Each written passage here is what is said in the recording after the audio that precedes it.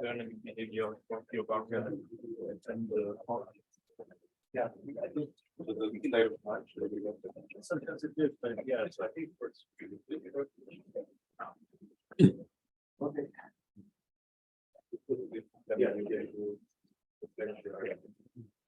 Huh.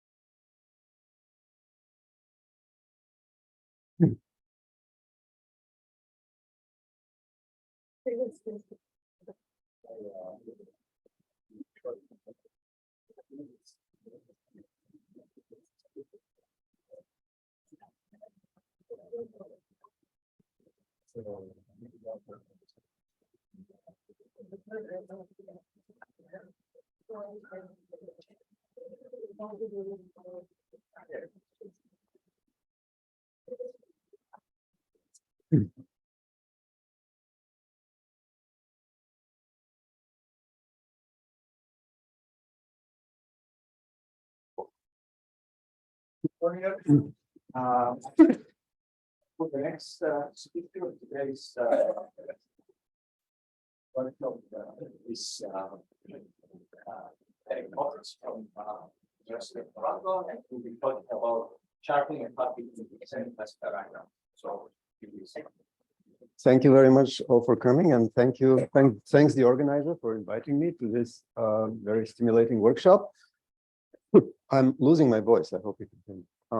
So I will talk about well, that's my title, but the real thing is in the second line. Can we relate various semiclassical confinement mechanisms? And usually people say that if a title has a question mark, the answer is no. I would like to say that not yet. You'll see. Okay. So these are my collaborators over the years, and the title is borrowed from some particular paper. So I start by saying that confinement is, of course, as we all know, a difficult strong coupling problem, non-perturbative on R4. And of course, we know that lattice and also large N will offer a lot of insight.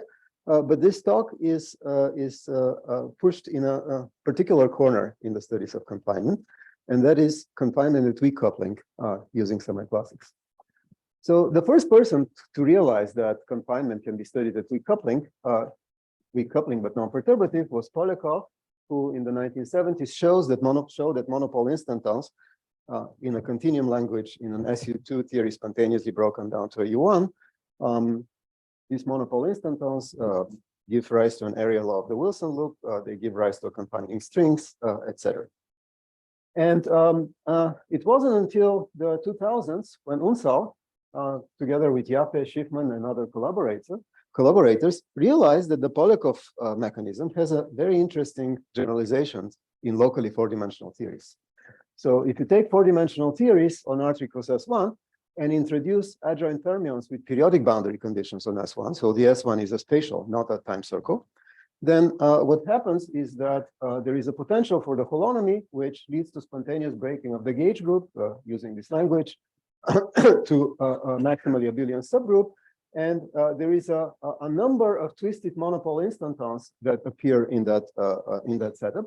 These were not discovered until the 2000s, really. Okay, it's quite interesting developments, both from field theory and string theory. It happened roughly at the same time, and I believe independent. And that I don't know actually. Yeah. Okay. Okay. So in any case, in this case, these twisted monopole instantons play a very similar role to what's happening in the Polyakov mechanism, but it is a locally four-dimensional setup. And there is a whole variety of topological excitations, monopoles, bions, neutral bions, magnetic bions, etc. And this story works in deformed Young mills, which I will define in a little bit in QCD adjoint, and also in super Young mills of any gauge group. So this has been studied quite intensively since then.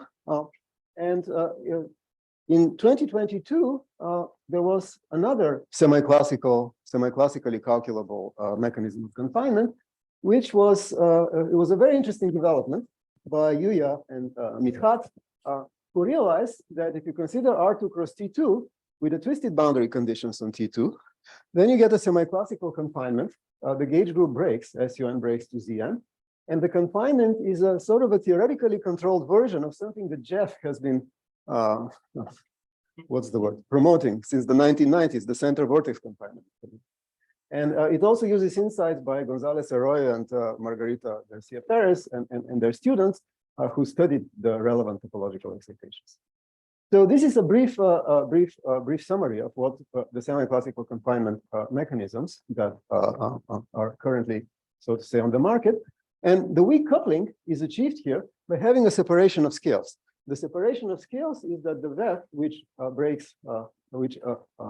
which facilitates this breaking or this breaking, should be much bigger than the strong coupling scale, like in the standard model.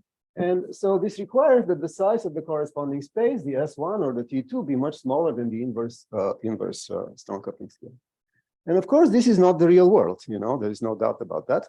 And one, of course, immediately asked whether we should care. And I know many of you have your own answer. My answer is an emphatic no. And obviously, I've been working on that for the last 15 years. And, there is various reasons for that. The first reason really is that it's quite fun. It's quite fun because we can study the non-perturbative dynamics of locally four-dimensional theory in an analytically controlled fashion. This is a luxury that we don't often have. Many results have been obtained in this framework. Now, there is also a sort of an overarching hope, which unfortunately is very difficult to push. And the hope is that one can use resurgence theory and resurgence transseries to sum this semi-classical and perturbative series, and eventually that can continue to strong coupling. Okay, this is a fascinating possibility and fascinating thing to contemplate. Unfortunately, it hits technical roadblocks because doing semi-classical physics beyond leading order turns out to be extremely difficult if you go beyond quantum mechanics of a few degrees of freedom. So, but still, it is a hope, and there's some tantalizing hints that many people here have worked on. Well, here on the first row. Okay, so that's reason number one. And reason number two is that in many cases, in particular deformed Yang-Mills and super Yang-Mills, there is evidence for continuous connection to the physics on R4. And I will give you one example. Okay, so so this small volume theory remembers features of the physically infinite volume theory, the physically interesting one. And not finally, these studies highlight in each case the importance of objects of fraction of topological charges. So this will be a big theme of my talk. And finally, they show the importance of the use of twisted boundary conditions and the relation to recently discussed generalized anomalies. So generalized anomalies, of course, are a big topic, which I'm surprised it hasn't been yet very much discussed in this conference. So Zohar is here, of course. And this business about twisted boundary conditions and generalized anomalies surprisingly has some sort of older older precursor. There is this PhD thesis of Tian Warbao from 1984. And for the young people, I can translate the title differently. I can say that it is a study of probing non-perturbative dynamics of gauge theories by coupling to a topological field theory. This is a different way of phrasing the title of this thesis. So if anything else, this PhD thesis is resurging or rising from the ashes because it's really intimately related to stuff we discuss now. Okay, wonderful. So now I want to give you some background. And the background is this. In 2021, with my students, we were studying the mixed anomaly between the zero form symmetries, like discrete chiral symmetry or parity, and one form center symmetry in Yang-Mills or super Yang-Mills. And we were doing that using the Hamiltonian formalism on T3. So I will just discuss, so this torus will be the main player in what I discussed. So let me just say a few words of what it is. I will discuss SU2 for simplicity. It's just much simpler, okay? Sorry. So we will study the theory on the torus, mostly Yang-Mills theory. with a twist of the boundary conditions in the 1-2 plane. So this is the 3 direction, and 1-2 is this plane. So I will twist the boundary condition by what is called a spatial 12 twist, M12 equals 1, or M3 equals 1, which is the same thing. Okay. So I have no time to describe what that is.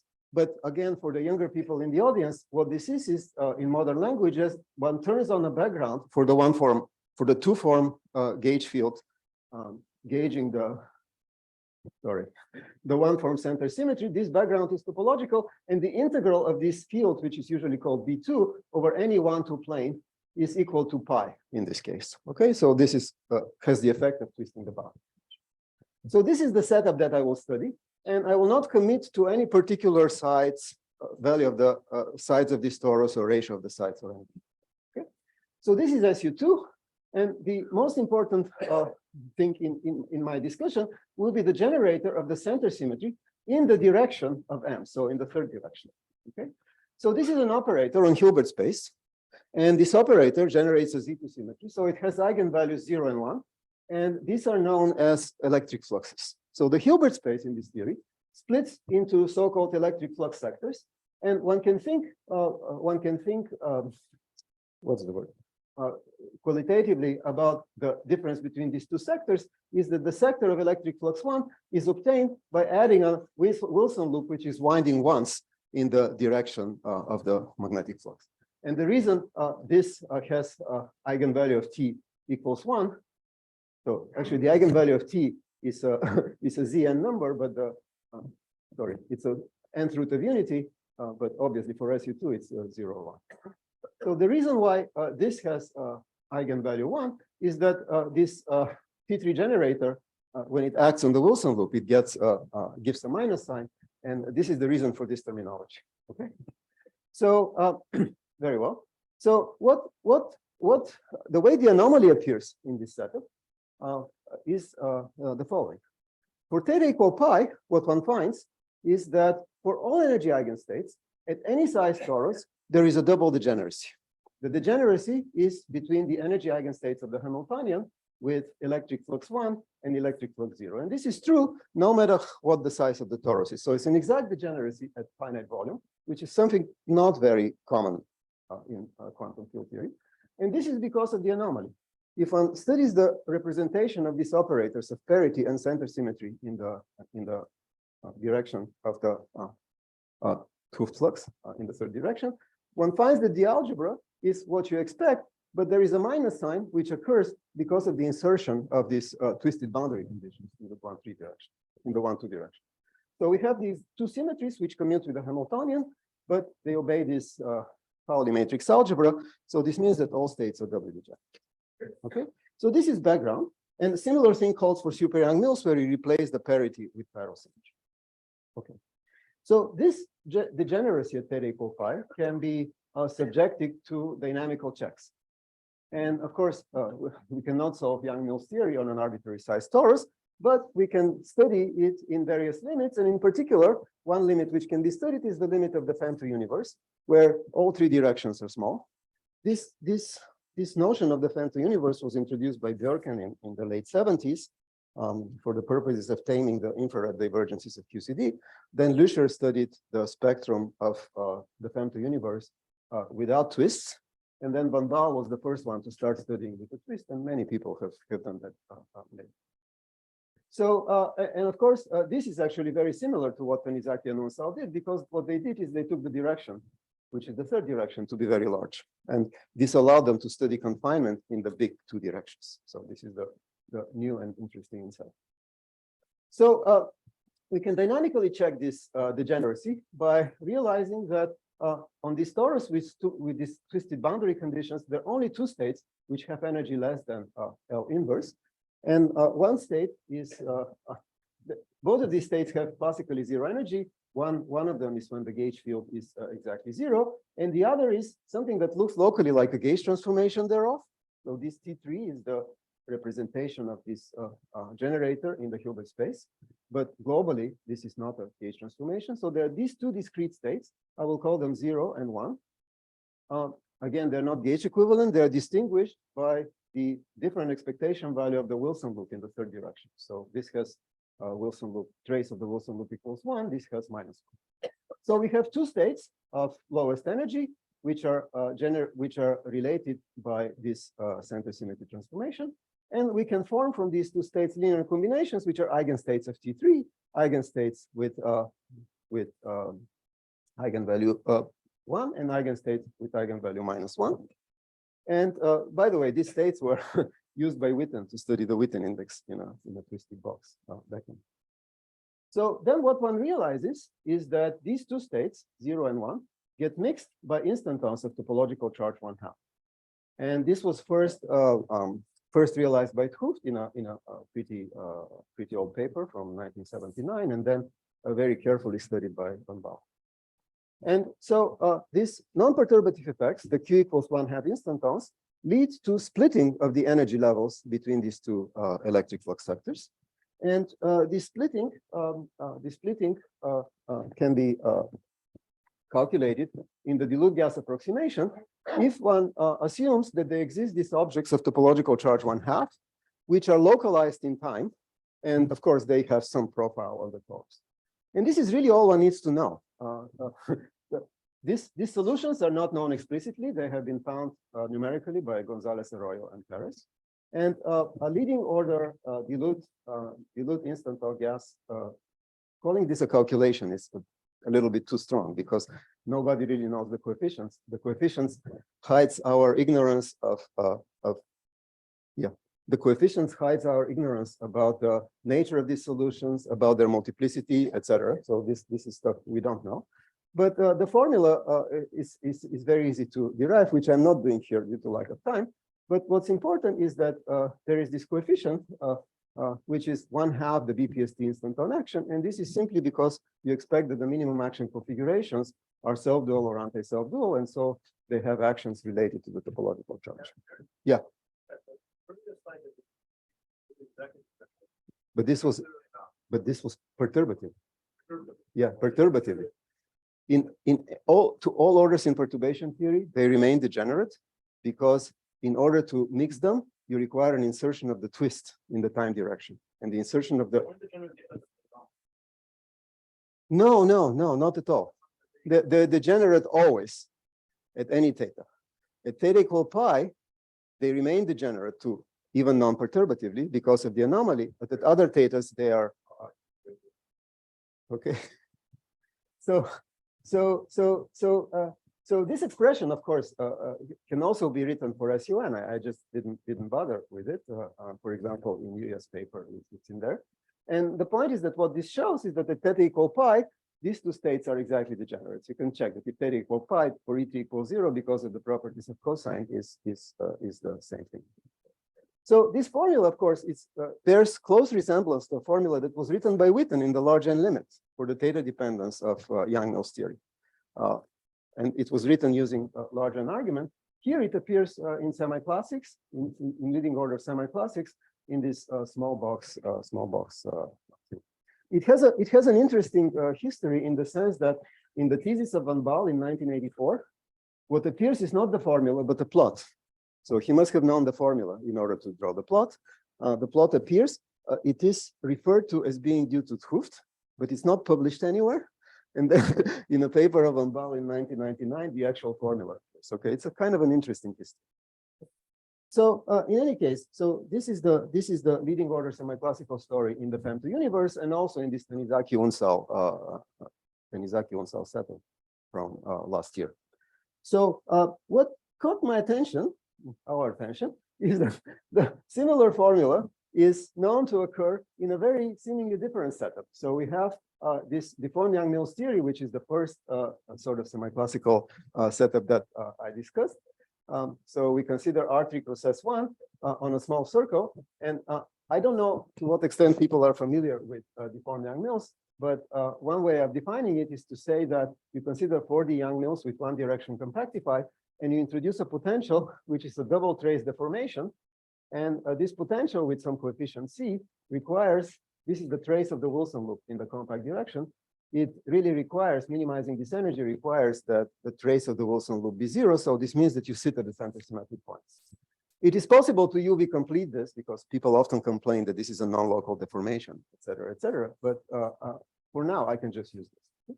So in Difforn-Yang-Mills, this formula, identical formula obtains for the difference between the vacuum energy between some two extrema of the potential of Difforn-Yang-Mills. And in this case, there is no Hooft flux to speak of. And also, there is no obvious relation between this index K and electric fluxes. So, what I wanted to understand is why this formulae, and both these formulae agree with what we expect from the theta dependence of the pure Yang-Mills theory vacuum energy on R4. So, so these semi-classical limits capture some important limits. So what I set up to understand is several things.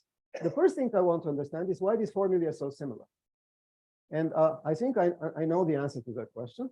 The thing that I don't know is what is the relation between the corresponding topological objects of charge 1, 2, of charge 1/2, or 1 over n in the case of SU.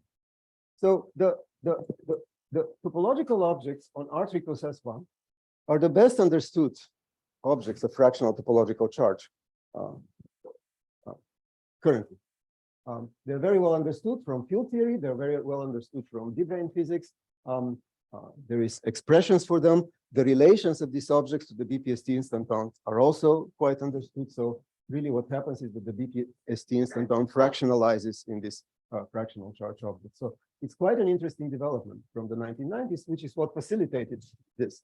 These objects are, on the other hand, in a very poor poor situation of our understanding. We don't have a good handle on what they are, what their moduli space is, how many there are, etc. Okay, it's something that it would be nice to understand. So so what I said now is these transparencies. So basically, what I want to see is, can we relate the semi-classical confinement mechanisms in these two semi-classical units? In order to address this question, I will do a slight reformulation of the Difforn-Yang-Mills theory, hoping qualitatively that it makes not a big difference. So what I will consider is the theory, what I call Difforn-Yang-Mills with flux, or any other QC, for example, it could be QCD adjoint with flux. So I will consider the S1 direction to always be small, and I will consider a T2 with a twist of the boundary conditions, and the size of this T2 can vary continuously. If the T2 is tiny, tiny, tiny, so all the three directions are of order L, are small, we obtain the femto universe. And we can also relate this to the Tanizaki-Bonsal construction. On the other hand, if we take the T2 to be very, very large, much bigger than the size much bigger than the confining scale, and we can eventually take it to infinity, we expect that it doesn't matter, and one should recover the physics on R3. So this is the setup I want to consider.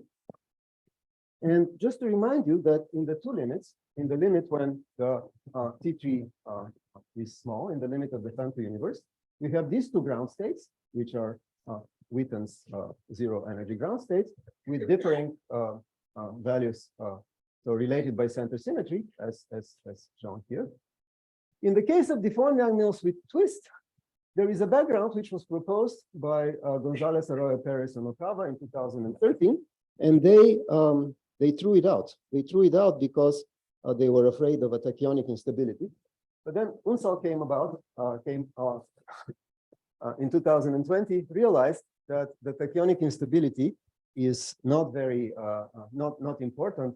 It's pretty far in field space if you have also expectation value for the holonon.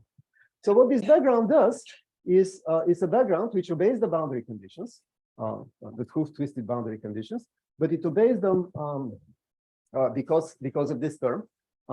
And it's an abelian background. So this background is in the third direction of the gauge group. This background has a magnetic flux associated with this. So it has a magnetic flux in the 1-2 plane, which is L1, L2. So this is why it obeys the boundary conditions. This term ensures that this potential is minimized. And it has the correct limit when L1 and L2 goes to infinity. So you can form from these classical backgrounds two quantum states. I call them A plus and A minus. And they're related by center symmetry. Again, in this background, the trace of W3 of the Wilson loop vanishes, but the trace of the field strength with W3 doesn't vanish. So this background have opposite values of some gauge invariant which transforms under center symmetry. So the symmetry realization is the same. And so what you need to, really the only thing you need to assume to reproduce this cosine formulae is that there exists an object which facilitates tunneling between 0 and 1. And again, these objects require an insertion of T3 in the partition functions, which makes the topological charge 1/2. So such objects would exist. So this is really what's responsible for having these two expressions for the vacuum energy identical. Identical symmetry realization, even though the backgrounds are different. And yeah.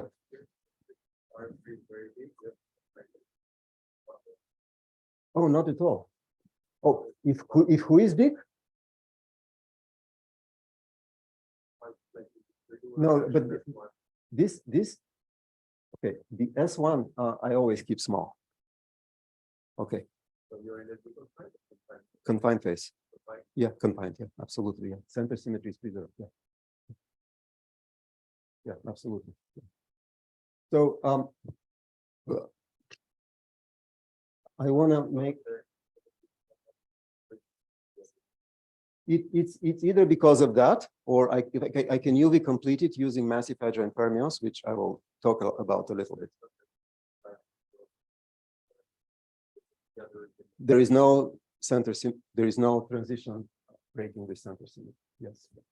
So I just want to say that in these papers we spent quite a bit of time. This is just a technical remark, so you can ignore it. But it is very important to understand so if you're interested in doing calculations with on theories which have some twists of the boundary conditions, it's very important to choose the right gauge for the twist matrices.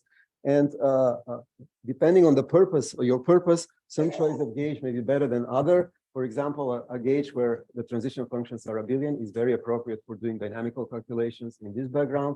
A gauge where the transition functions are constant is very important for this background. And it's also extremely nice to define the symmetry operators. This is because the parity operator involves an operator that shifts the theta angle by 2 pi at theta equal pi. And defining it in this gauge is much more favorable than defining it in this gauge. So in this paper, we studied that in great detail. And we showed, of course, that this relation, of course, holds also for this background. So this is just a technical remark. But what? Sorry? Oh, at theta equal pi, yes.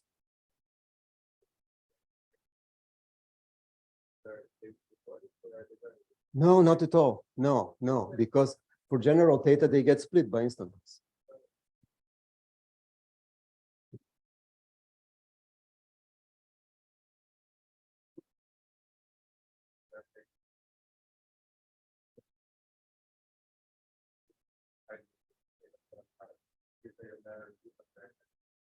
Absolutely. Temperature is even the wrong language here.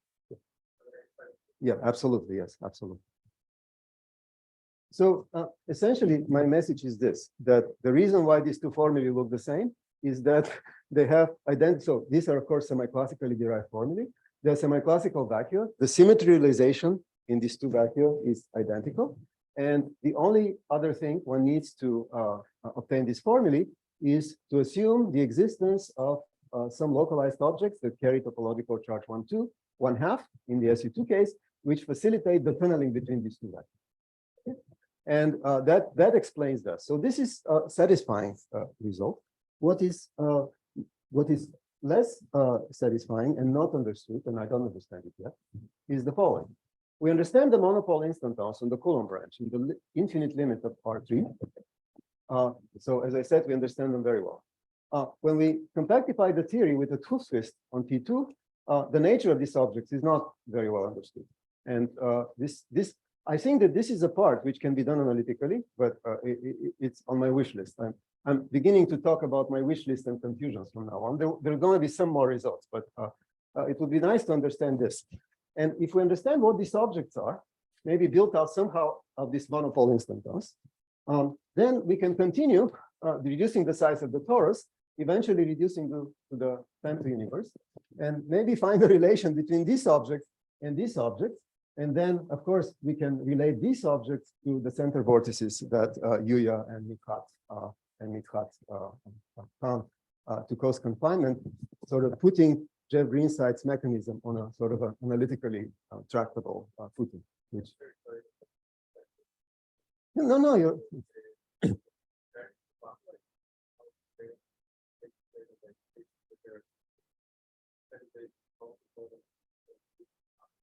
Yeah.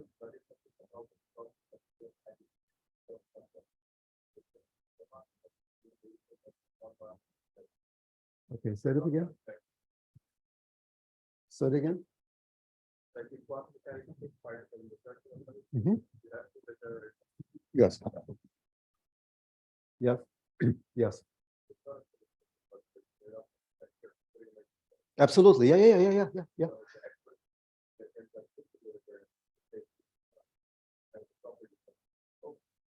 Okay, this is look, this is semantics. Yeah, this is semantics. Okay, the actual field configuration has topological charge one. Yeah, you could sure, absolutely, yes, yeah, absolutely, yeah. I did not present the calculation. I'm sorry. Okay, it's yeah, you can say that. Yes, absolutely. So this is part of the wish list, okay? And of course, I don't even know how to do this. But essentially, what I want to relate is this monopole instantons to the center vortices. And maybe that's possible to do analytically. I don't know, maybe it's not. This part is possible to do analytically, I'm pretty sure. I just haven't, yeah. It says you too, but it could be this, but it could be anything, yeah. Of course, yeah. So this is the goal, okay? This is a wish list, okay? I don't know the answer to this. I told you that I'm not gonna, my talk has a question mark, okay? But what I will do is something simpler, but still it required quite a bit of computation. And this is the following. I will study the vacua starting from a large T2, reducing its size. And the way I will do this, I will UV complete deformed Yang-Mills theory. So this potential can be thought of as due to massive adjoint fermions. Their mass is the order 1/L. I can also study QCD adjoint. This is a theory with massive massless adjoints. And on R3 cross S1, this potential is a version of what is usually called the GPY potential, except it has opposite sign because of the fermions. And it guarantees the preservation of center symmetry.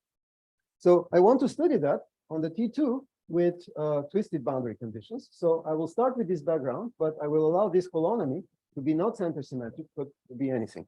And I will study how the vacuum energy of the theory changes as one changes the ratio of the size of the small s1 and the size of the torus. So this epsilon is the square of the ratio of the size of the torus. And I call this the GPY potential for this modulus. I will spare you all the details, but the main message from here, first of all, is that this background, which was proposed by Unsal and Gonzalez, Arroyo, and others, is consistent at sufficiently large L1 and L2. What's interesting here is that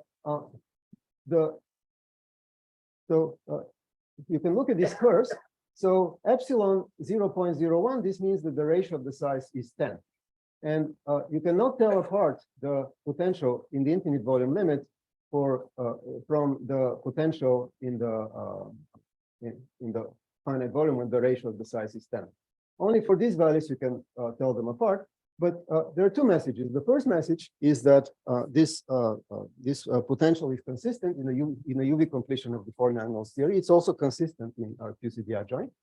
But also, this center preserving minimum remains one up until values of the size, which are of the same order. This suggests that the validity of the two semi-classical descriptions may actually overlap. So it gives us hope that one may be able to study the transition from one to the other. I don't know, okay? So I skipped you all details here. It's as opposed to the GPY potential, where you can actually write an expression, this requires numerics. What you do is you calculate the spectrum in this flux background, and then you sum all the modes, sum their energies, and you have to make it into convergent sum, and then you calculate it numerically. So it was quite challenging. Obviously, I didn't do that, but what it is. So this gives me hope that one can study the transition semi-class. I don't know the answer. How am I doing on time? I'm pretty close, actually. Okay. So now I start with my confusions. Because we had all the formulae, we could also do this for super young Mills. Okay. So for super young Mills, what you find is that the center symmetric point is actually a maximum of this potential. Okay.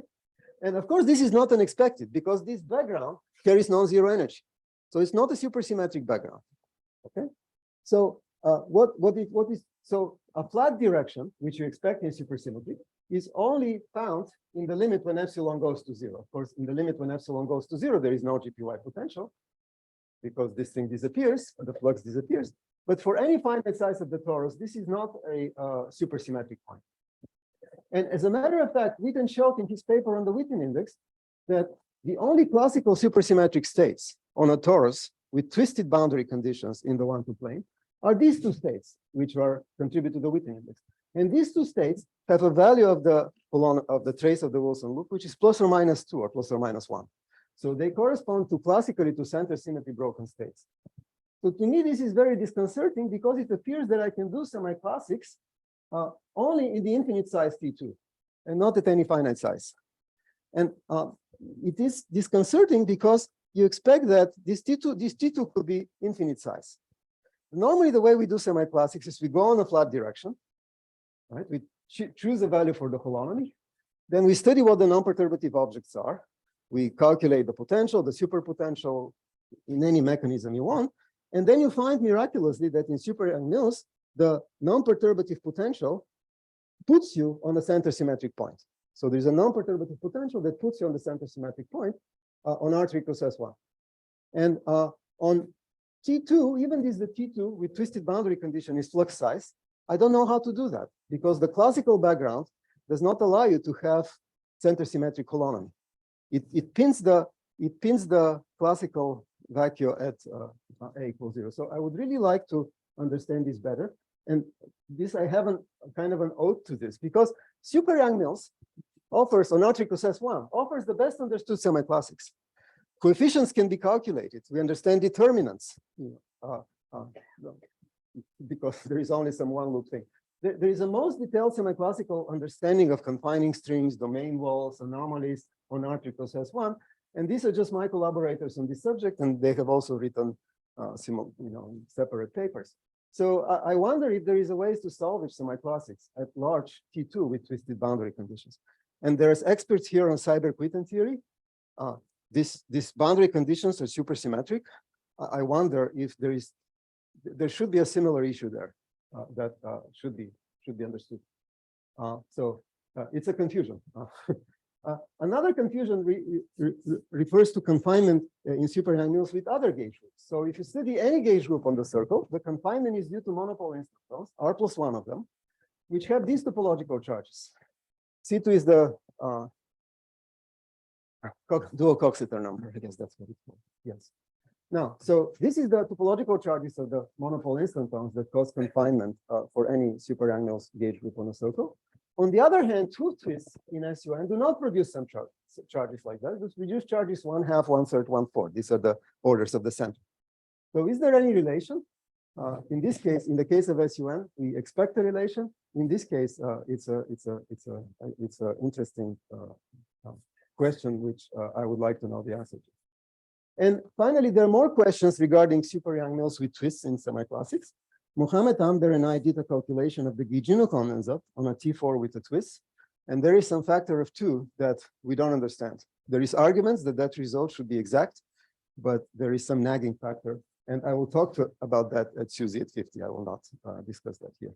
So this is a page of confusions that I would like answered. And on the less confusing side, to conclude with that, we argued that the reason why these semi-classical formulae for the theta dependence of the vacuum energy are identical in the various limits, that also works for SUN, are essentially symmetry realization and the existence of tunneling of topological charge 1/2 or 1/n. And I think it should be possible to relate these self-dual configurations of charge 1/n in the various regimes regimes where different semiclassics overlap exist. There are also numerical studies earlier using twists, various twists and size limits, and likely future one will be needed. And finally, there is this wish list to understand better these fractional solutions on the torus. So this is my story.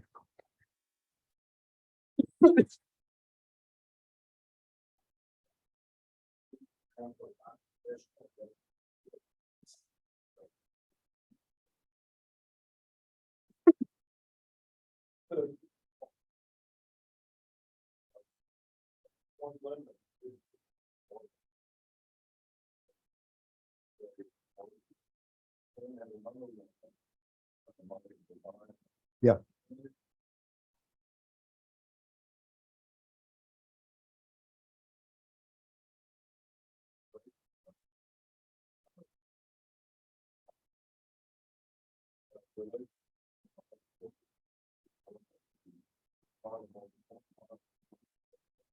Mm-hmm.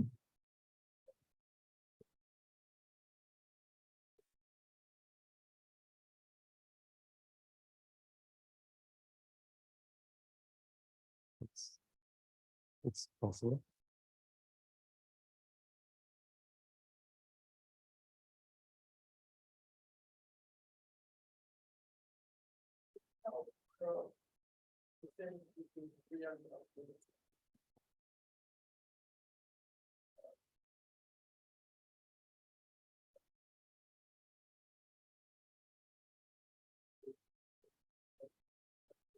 But that doesn't make sense because this could be Hubble size. How can it affect the physics? You know, it's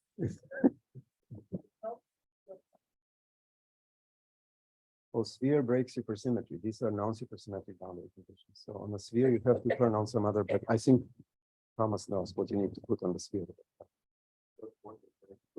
Yeah, yeah, okay. So it breaks supersymmetry.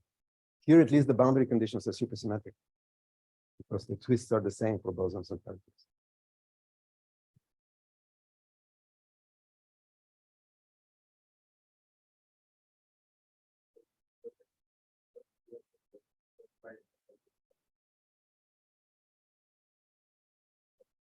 No, this is the classical statement. The classical statement is not true quantum mechanically because when there is no abelianization, the theory belongs to strong coupling. You cannot trust this classical thing. No?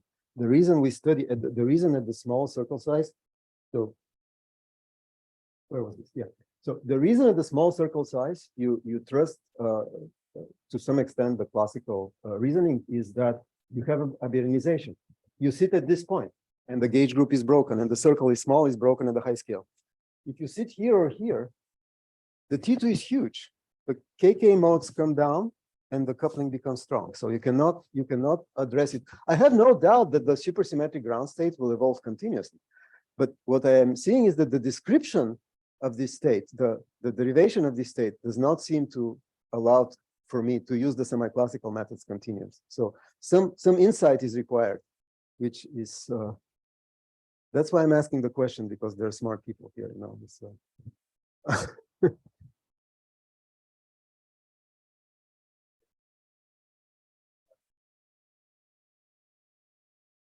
Oh dear.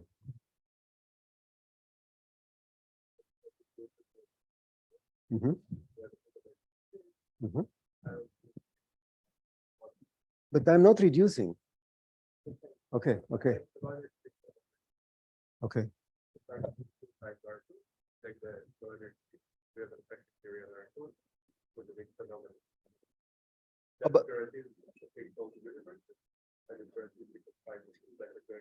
But this is a very different limit than what I'm considering.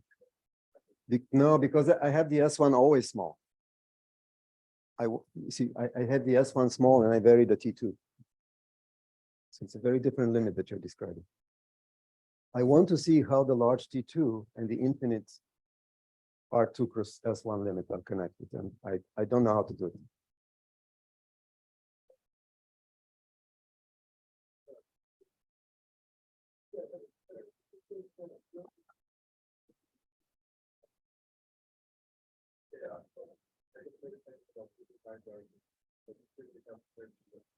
Mm-hmm. Okay.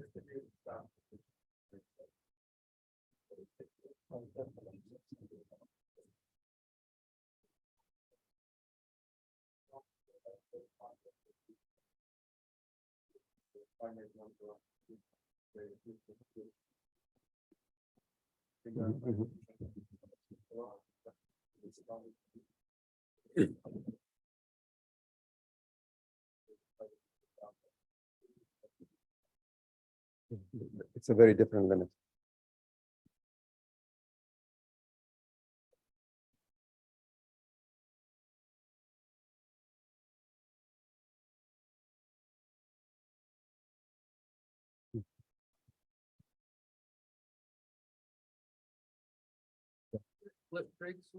Sorry?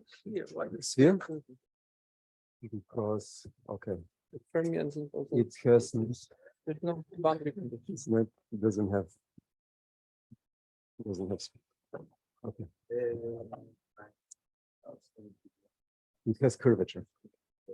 That breaks you. That yes. breaks it. That breaks you. Is he broken in arbitrary gravitation? I guess Yeah, you need yeah, to yeah. supergravitate.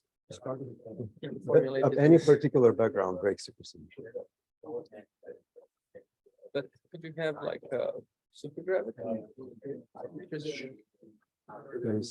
Look, if you have any gravity background, so Thomas said that is in any colon it doesn't work. Any curved background breaks. Yeah, so I think it needs to be supersymmetric just in the field theoretic context. So with supergravity, I think with change of the metric with gravity, I think we can have supersymmetric. You can manifestly make it supersymmetric, but that's not trivial. Yeah. But okay, so what breaks symmetry? Is it stable? Is it confining? Is there continuity? I have no clue. Yes. You still ask that question. I have no clue on this. I haven't. In another thing, when you shrink the torus, I mean, you get the confinement in holomorphic along this torus, or just the confinement along this one? Only along this one. Only along. Yeah, because in the direction of the twist, the two holonomies are like translations. Because there is a magnetic field. Okay. Yes, it's only in this direction. Yes, sorry, it's only in this direction. In the other two is zero, actually. Probably not help. Yeah, yeah, I thought yeah. maybe you're. Yeah. So So, you can come to the coefficient. Is the end of that independence? Is it the same? oh, for the, I haven't thought about that. I haven't thought about that. Okay, yes. You have to be completely in there. That's, but not in the empty universe. I don't know the answer. I don't know the answer. It's, I don't know. So You must have thought about that. Yeah, so as Zohar said, so if we consider T2 times R2, and if so two good flux is inserted in T2, then there are no spring tension for the Wilson loop inside R2. And now your setup is so T S1 times large T2, and you introduce flux within this S1 and one of this one inside. No, it was in the T2, in the large T2. In the large, completely in the large. Completely in the large, yes. Completely in the large. In the large.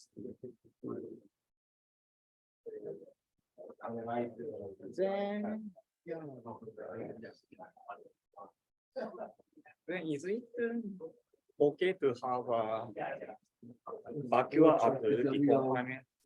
Test of my character. Because if this T2 was small, then on other R2, so Wilson loops are defined.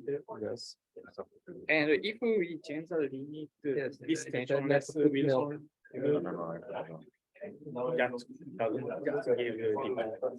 Zero calculi.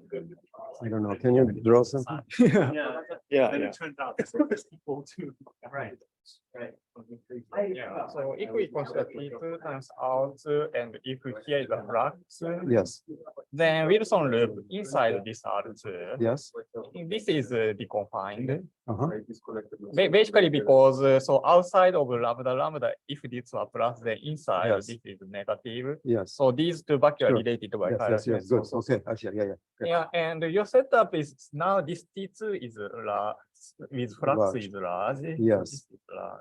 Yes, And now this, let's consider also as S1 times very, R. that's and what this I'm is doing. Small. Exactly, that's exactly right, yes. And if this deconfined Wilson loop is just surviving, even if we exchanging this ring, yeah, I don't know if this, but then for Wilson loop wrapping this one is, yeah, if this is deconfined, maybe Yes, it is yes, also yes. deconfined. For this Hubble size, really? I don't believe that. I don't believe that. It's just a calculation. It's, yeah. Yeah. It's just- yeah. So it's deconfined in R2. It's deconfined in R2 as a, Yeah, this in your paper, I guess. yeah, yes. so this Wilson loop acts as a Yes. chiral symmetry generator Yes, yes. because yes. of the Yes, anomaly yes, yes, relation yes, with yes, this yes. flux. We get universes. Yeah. yes. Then the Yeah. universe inside and outside the loop Yes, yes, for yes, R2 people yes, should have the yes, same yes, vacuum yes, energy yes, because they are related by yes, broken chiral symmetry. yes. So, but this applies only for strings. Yeah, For absolutely, super yes, yeah. Sorry. So if this chiral symmetry is broken by, for example, adding blue inomas, then this degeneracy is lifted. Yeah. And you get confinement. Yeah. So there is definitely a phase transition you're saying. Yeah, here. Yeah, But it's- yeah, that's true, yes, yes. And now you're trying to do this. Yeah, And if S1 was big and this was small, you expect a phase Yes, transition. But you're yes. worried that you take this to be small and this very big. exactly, Yeah. that's what I want. But I'm not sure if this implies phase transition because also deconfinement is occurring, but because this deconfinement is related to chiral symmetry because of anomaly. Yes, So number yes, of yes. vacua is just I n. think that's fine, Eric. The reason is that your mass gap of your holonomy is exponentially small. And these extremely large T2 will Yes. break, is able to break the symmetry. That's why you're seeing it. You're seeing perturbative effects from this thing. And you're wondering why. Indeed, it can be, it doesn't need to induce because there's non-perturbative effects here. We stabilize the center. Yes, And these will compete with these. And indeed, you can have a phase transition at that because everything is but exponentially the small. phase The transition gap- and the phase transition is it infinite L1 L2? No, it's not an infinite because these effects will compete with non-perturbative. Very good, effects here. very good. Actually, I consider that, yes, but I want to understand at infinite L1 L2 how is continuity. It's in infinite short. L1 and 2. Not infinite, it's at very large L1. That's fine, but then you have to take these effects, which are forcing your potential to be center Yes. broken, Yes, with the non-perturbative effects of its, which are sensor stable. but you see, but the I You thought cannot do supersymmetry yeah. around the non-supersymmetric I- classical vacuum. I thought about that, but so you have this mass, this is going to zero as some power, and then you have some bump from these guys, and they can compete. Because you can Yeah, take makes sense. L1 and L2 to be as big as possible. The problem is this is not supersymmetric. The theory is supposed to have supersymmetry. I thought about that. Yes. The theory is supersymmetric. It has to be zero energy, you see? So this gives a non-zero energy, no matter how tiny. Right? So unless there is some conspiracy that makes this minimum exactly zero, but it has to be a conspiracy between, perturbative effects and Bayesian effects. And giving It's exactly not zero. supersymmetry. It's I know, probably will be something like But this is an amazing conspiracy. well, but it's guaranteed in some sense. Right? Well, Yes. at infinite L1 and L2, but that's Which is, very, I guess, also possible. It's just very strange because it's a gap theory. yeah, exactly, It's a exactly, gap theory, so exactly, you wouldn't expect exactly. anything to happen exactly. to That's the what, gap. that's my thing. Yes. You see the puzzle? Yeah, Okay, so I'm, but I think the resolution must be that this is somehow secretly zero. I wrote that in a footnote, yes, saying that I don't believe that they will cancel. Because this is 1 over But G you said that squared. it- No, I don't know. Okay, I guess it's a possibility, but requires a miracle. I mean, I tell you the the thing is, I think issue that what's I might complicated consider here one of is So I start thinking about the symmetry, Yeah. symmetry, rather because you're calling what it is. So you can't do There is a big problem with this model of extents. on Well, The No, maybe solution you becomes can. singular. Maybe you can. If you know what this, you can say that. Okay, it's not supersymmetry. So So if you now have this some solution- semi-classical things. Let's say not If you understand what they are, because I don't. Okay, But okay. You and integrate- suppose they don't scale with L1, L2. Suppose their size is fixed Okay. by 1 for L. let's say You could they- do a they calculation and then find that this negative mass the square, most general which is solution. perturbative, is Yeah, countered by experiment this solution exponentially is smaller like things. Okay. And because the perturbative thing has a small parameter, which is 1 over L1, L2, So you could imagine them let's say you cancel call the for target sufficiently space large. variable. L1, L2. Yeah, yeah, yeah. But why the energy will be zero, that's another. I mean, it also requires. Polynomial of degree B. But maybe there is some analytic. Maybe it's also, Okay. will be sensitive on some Yeah, yeah, details yeah. of the solution. And it's similar. Yeah, yeah, yeah, yeah. Yes, Okay. it's Which possible, you don't yes, have. it's Now, possible, these yes, are good yes, static yes, solutions. yes, yes, Yes, But yes, since it's so subtle. yeah, yeah. We had subtle things in quantum You can mechanics try which to- were I know, but maybe No, this is reduce something variance. similar, okay, because it really bugs me. Okay. and then you get the theory in R2. On the other hand, you have for an this effective coefficient. theory. So let's Forget about promote all the specificity. coefficients, A You and have B, an Yeah. effective need to be theory functions on the on R2. R. I see. I I just see. studied the Which you effective theory. compactify by Okay. making So of all course, fields constant somehow AI and BI is a period good unknown solution. that you get. But there are many solutions where AI and BI change very slowly. Wait, what do you want me to do? Yeah, I thought you see. have I a see. This is like theory the when geodesic this is approximation or R2. Venus superfect Yeah, of course, approximation. yeah. There are many You could approximate solutions. Make all, you have an effective If you theory. You look at can those make all solutions, fields and that yeah. effective So theory basically you have some periodic kind of effect to the two things, but AI you and also BI. have a- I have to impose the theory, flux. the nonlinear signal model. I don't know how Okay. to You have some that entry to the A, B, level of- Okay, DA, okay. DB, So you can start from an R2 theory. You're saying this start from that and impose the Yeah, conditions yeah, in the yeah, effective just theory. Yes. I see, Impose I the see. conditions is an effective. Yes, Try yes, to do yes, that. Now yes, you can write Because equations it's of motion. It's a Okay. global symmetry Is this after all. metric? which Yes, was Yes, a- that's correct, yes, It's like yes, so- that's so correct. try- Metric on the modular space. Very good, very good, that's a Okay, good idea, okay. yes. And when you I look at haven't- solutions which are not just constant, Mhm. that evolve That in should be time, fairly Okay. straightforward. after a finite time, the rank is You, reduced. yes, well, okay, yes. So Okay, it's yeah, clear? yeah, Yes. that's true, yeah. So it's a What theorem. are the how do you It's a pose theorem the by flux mathematicians. field? And you It's can a actually generator prove it of very one- easily. Yeah. You can, I found examples, can you send you a note with examples where it's trivial to see. You just evolve the type sum of the coefficients and Yeah. the zeros here coincide with zeros here, Yeah, okay. and the rank is reduced here. The And dual this changes. photon, This, I put discontinuously. It's the one So form people say symmetry that in the this third in manifold the is not compact geodesic. direction that I'm engaging, Oh, yes. If you look at the geodesics in this third. manifold, it's Yeah. not complete. You Yeah. get some in the singularities. non-compact. Hmm. Or Compact. some, basically you have compact. hedgehogs, Yeah, right? yeah. It's configuration just a bunch of hedgehogs. on the Yeah, planet. yeah. What happens is that as time evolves, some hedgehogs Uh, become narrow, Sure, sure. narrow, and they disappear in finite time. It should be. So it's basically boundary it's a- condition for So basically the question of what are Yes, the symmetries yes. of this model, and what the Poppitz symmetry does. So I think is you're going to- Something like that, You're yes, going to yes. It's very hard to induce solve at the moment.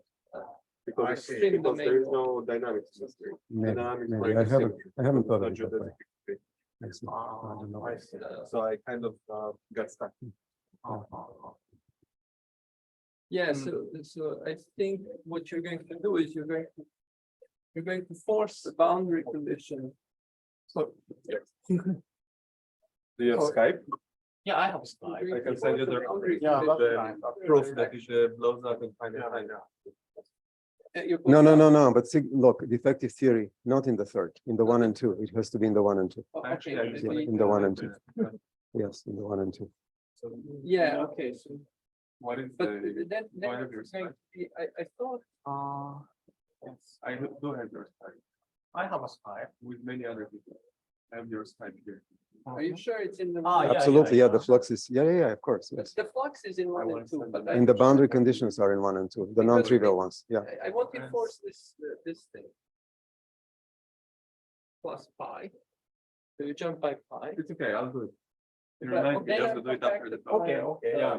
Two directions, and you know, I'm worried. You need boundary conditions in both, yes, There are X1 no and So X2, you want to do this. both Because X1 and kind of- X2. But that's going to induce. It's a little bit things like the theory of that. skyrmions in QCD. If you Mhm. study skyrmions in two And then you derivative come kind back of to find that Lagrangian, it's breaking even. skyrmions become a translation. That's finite very time, weird. Are you Yeah. sure? I it's see. not in The skyrmion third charge is not direction? conserved. Right. And you compact. Look, I So mean, do you, in do you think is the, there any possibility? the that original something boundary like conditions same are that term is A not- Yeah, you need to do that. So there of are, x plus yeah, people L1 are, I know some people thinking some- about it for your I see. paper now. omega 1 acting You on have to A add for of the x terms and and A of I x see, plus try to save L2. the model, but let me That's just right, tell you but you that have to it's put omega the full 2. description there of are, dual there is one and that possibility may to be add a the fourth boundary derivative condition term that concern. makes it geodesically I complete, don't believe that. Yes. but I haven't thought it that way. There is Yeah. a, there's Yeah. a, because No, there's no, no. a. you have to do something more there's a sophisticated to union preserve rho, both symmetries. I see, I see. Del rho sigma. By breaks I up think the these, symmetry, I these That if things. this flip. manifold is geodesically complete, then it's Mhm. fine. Mhm. But if No, you have but the modular that's- space of Hopkins, now You're Hopkins thinking shrink to about the zero. flux No, in but- this direction. No, but That's the, actually the, in the, this no, no, look, the So, boundary condition You have to is, kind of save both. this is just the relation I between the see. fields. I'm You're trying to think confusing how the to do argument. it. There should be a way. The thing is, not what you're doing here, it's Yeah. not- it's a putting a generator in the two direction Yes, of course. for the one form symmetry. I The think that generator is the one generator- form in the third direction. That's right. Yes. The one form in the third direction, and I think in the dual language, that generator is going to be reflected in boundary conditions for sigma like this. Because you have to think what the generator of the one, what is the one form symmetry now? The one form symmetry is the conservation of this thing, Yes. right? Yes. And the generator is 0.605. 0.3. Yeah, yeah. yeah, I mean, the only thing which is translational invariant in one direction is the boundary condition in the third direction. I know, So but, I'm pretty sure this is Yeah, the boundary condition. I have to sit down to think. but the carefully. sigma is independent of the third direction. Okay. In the effective theory, sigma does not depend on the third direction. And it's a whole paper that proves But that the if- finite in the time flux, you have gaps to make. become zero size. And they give a bound What on I'm the saying. time scale. That doesn't You make, want to put but that doesn't make sense because Yeah, the duality okay. is, Yeah, yeah. the duality already Yeah, yeah, is so-called I ignored. If the link doesn't work, yeah, yeah. Depends on what you mean by not not The, this. the effective, I mean, the effective theory is, I mean, in this. I have some nice. oh, in the time? the I time. don't believe that. No, I don't believe that. Yeah. Okay. I don't believe that. It only works I on really static do. solutions, but symmetry of a static solution is not interesting.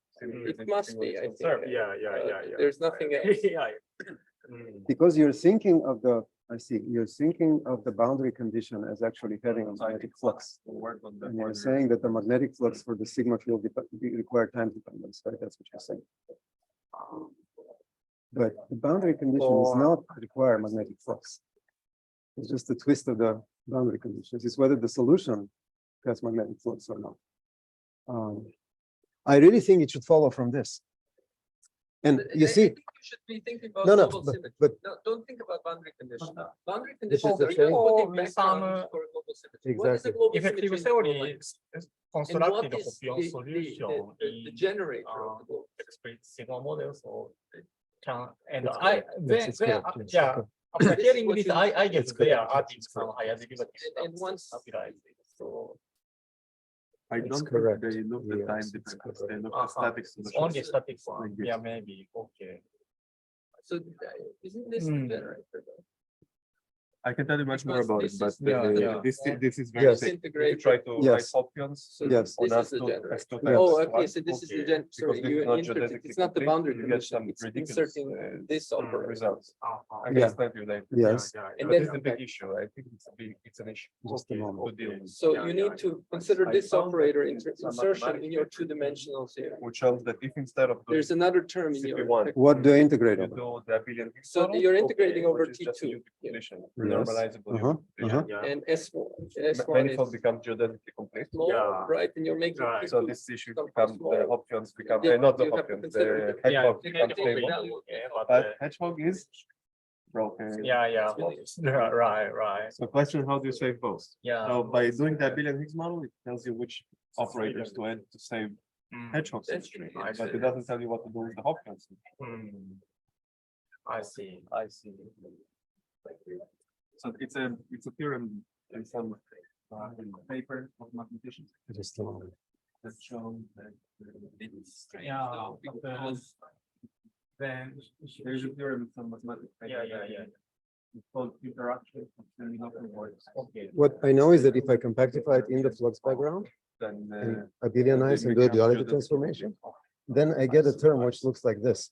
It's e to the I But then, Oh, this so is that Hoppian symmetry is integral quite analogous to of that d0 sigma point, but the chiral of symmetry, so d shouldn't we? Yeah, that's what 2x I'm dt. thinking now. I'm thinking of embedding it not in a Okay. model, Yeah, And yeah. some more the complex, coefficient, maybe the coefficient, With some where you could Yeah, save yeah. those. it's Yeah, so yeah, False if case the manifold flux and is a manifold two flux, the coefficient corresponds Then one to can really a discuss. theta angle of pi for the zero mode of sigma. So it's like, It's not obvious, but because it's this just, only yeah. affects the zero mode of sigma. I right? can tell This is you sigma d2x, roughly right? speaking why if you want. But that's But not the the issue here is same, that because to I create- assumed already a background, a Suppose you particular had four background. derivative terms. You had four derivative terms. So that this becomes, So you Geodesic. say, let's first not add them. Okay. So this is not geodesically complete. But if you write static Hoppians, Okay, static I'm not Hoppians, you just take some coefficients here It's strange. and you though, make them, you make them, There's also something is missing here. There's you make them wind. dimensional. A f x plus it will five have plus else, five it plus will a. have else in it. You take some In here, coefficients, in you here make there are them else, Hoppians. because there is like L1, L2, Now, I Isn't told you that that exactly in like R2, you this get a, like a. and the nonlinear coefficient is sigma. such that if you reduce instead to of the R2, zero we mode can of do sigma, you S- get S1 integral times d Okay. dt sigma, So you get some nonlinear dt, sigma model, and this is and the now zero winding mode. modes give you Hoppians. So it's Yeah, a, yeah, you know yeah, this. exactly. I guess it's It's a winding in. So let's- I it's see. a winding in T, let's- yes, let's it's a look at the winding in T. manifold. And the coefficient is precisely The theta equal picture pi. for the manifold of The the A. coefficient is must theta be equal pi. and it's So a symmetric. I think. Okay. I think this- Hoppian Okay, conservation, And you just, therefore, when is you correct possible the phi, only if some you're winding gonna get modes cannot quantum decay. mechanics with the theta angle for. So that Theta equal requires pi. that there would Yes, be but that cycles doesn't help me at fluctuate. all, okay? But this is also true But for if you large. compute the metric on the space as it stands, Yes, also sure, should sure, be sure, very- sure, very absolutely, singular. yes, it's correct. You're It is definitely correct, complete. but then what? so clearly but there is then no what? Hoppian symmetry. The There are way I static derive solutions, this, I but if you assume build them in that there is time, a they flux shrink to zero. background. So I assume this background that I So showed you, what Yes. the I abelianize, does is and I that do it the makes duality it transformation. geodesically Right, but complete. you can. It smoothes the on singularity, large T2, you can but directly it put just this makes it thing contractible in the loop, so there's effective no theory Hoppian symmetry. on There R2, should be some unique where you coefficient, just which makes it compactify on smooth T2. and makes it the You order make all p cycle. fields So periodic, phi and one that is is an manifold will be- effective theory. That is an exact effective theory for large C2, and then you can study it. So somehow there should be a unique coefficient that smoothes it out and also make the cycle order. How would this cause a transition? Then you have Hoppians. It doesn't make sense, because it's just the zero mode. I see. Yeah. Oh, Yeah, it's quite interesting.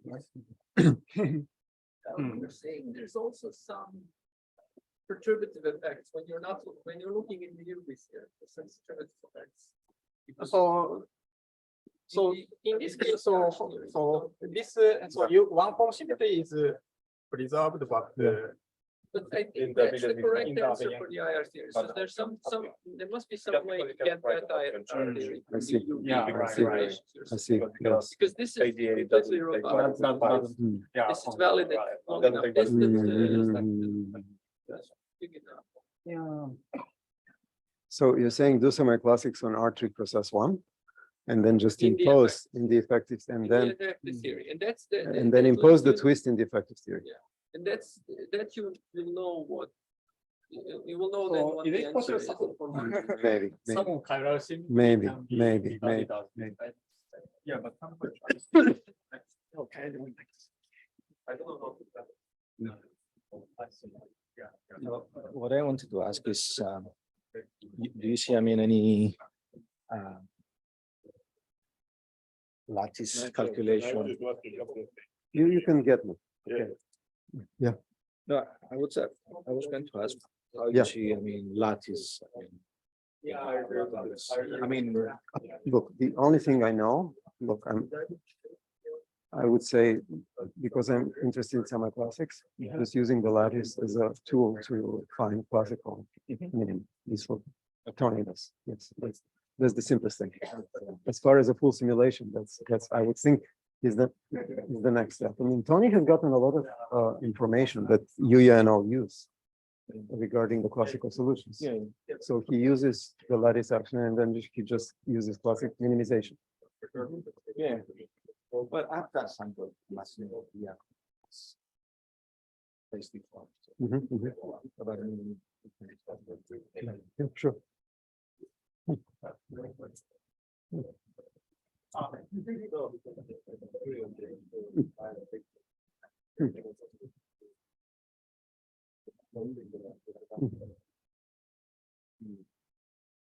Ah, нет, я говорю,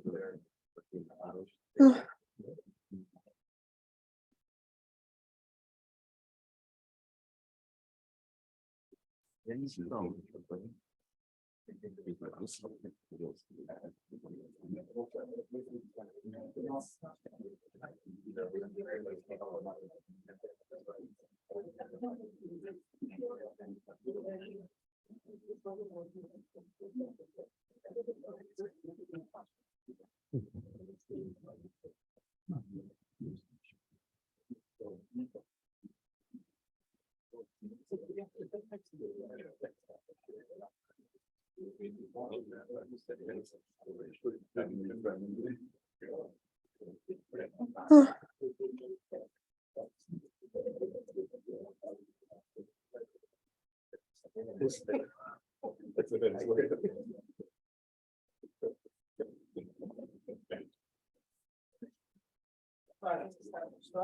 Oh, Zohar, the microphone is here.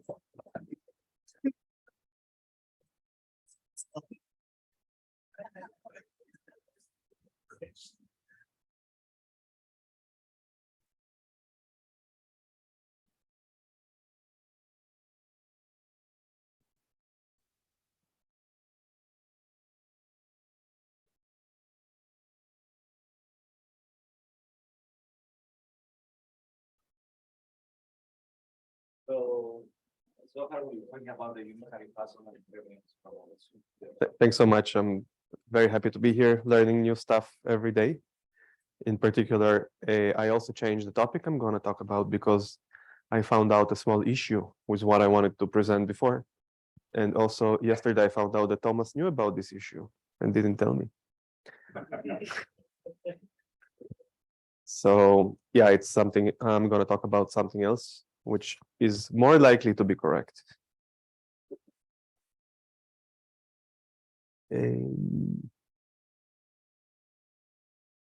So yeah, it's based on a paper from a few months ago about line operators in gauge theory. I will just touch upon some issues in that paper, issues that are related to that paper at the end, and mostly some work in progress with Marieke, Van Beest, Philip, Boyle Smith, Diego Del Mastro, and David Tong. And also I'll present some stuff that is kind of neither in neither of those two collaborations. So there will be 3 parts. All of them are very basic and nearly trivial. One of them is the unitarity puzzle in theories in 2 dimensions. This is some particular class of models that condensed matter people have gotten interested in recently. So I'll explain the unitarity puzzle in 2 dimensions. Then I'll explain the unitarity puzzle for fermion scattering in 3+1 dimensions. And a better understanding of the story in 2 dimensions would shed some light on this old problem in 4 dimensions.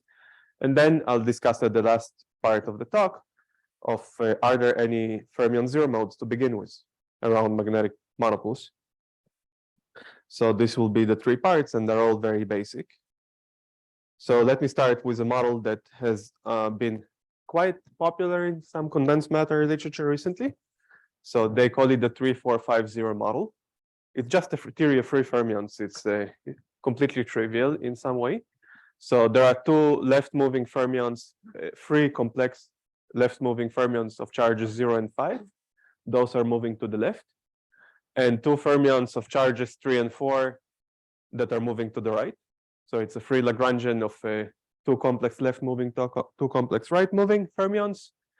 And the charges 3, 4, 5, and 0 are chosen so that the sum of the squares of the charges of the right-moving and the left-moving agree to 25. And therefore, this model has a non-anomalous U1. So the U1 that assigns this charge as 3450 has no 't Hooft anomaly. Furthermore, the number of degrees of freedom that are left moving and right moving is the same. So this theory also has no gravitational anomaly. So it looks a little bit like a chiral theory. It's just a theory of free fermions. There is no dynamical gauge field, but it looks a little bit chiral in the sense that the charge assignment is non-symmetric between left and right. Yet the charge assignment is done in this way so that there are no anomalies for neither the U1 nor is there a gravitational anomaly. Okay, so this is called the 3450 model. No, you cannot write any mass term that is compatible with the symmetries, obviously. Okay. Now, people in the community believe widely that every consistent quantum field theory, which has no gravitational anomalies and some symmetries G are non-anomalous, I mean no 't Hooft anomalies, there should be some way to continuously connect it to a gapped phase, which preserves the symmetries G. So in this model, obviously you cannot drive it to a gapped phase by adding masses, but you can add quartics, sextics, go to some UV fixed point, and then that UV fixed point might have new deformations that take you to a gapped phase. And this has been shown explicitly in this model on the lattice by Xiaogan Wen and Juven Wang and Xiaogan Wen. They've done it on the lattice. They constructed a gapping mechanism for this model through some UV fixed point.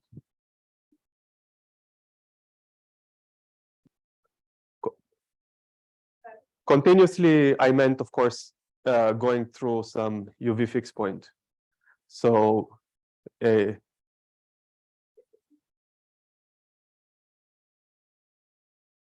oh yes, there is a phase transition. By continuous, I meant something in the space. I meant continuous in the sense of space of theories. So if you ask a given theory A and theory B, can they be connected by any operators? If they can, I would call it, we can say that they're in the same connected component. So I meant continuous, that the theories are in the same connected component. I didn't mean that you can go to that phase without a phase transition, of course, because this is gapless and that is gap. So yeah, I just meant that there is some way to gap it out by some irrelevant and relevant operators. No, this is not allowed. Only deformations. Only deformations. No, the rules of the game is that you say theory A and theory B are in the same connected component if you can add operators to go from A to B. Now, it's not a semantical discussion. I'm just saying that in this model, people have found a way to do that. It was done on the lattice. I can also tell you how to do it analytically in continuum quantum field theory by adding some sextics, playing some Grosvenor type games, understanding where it goes. So, okay. So this is known to be true in this model.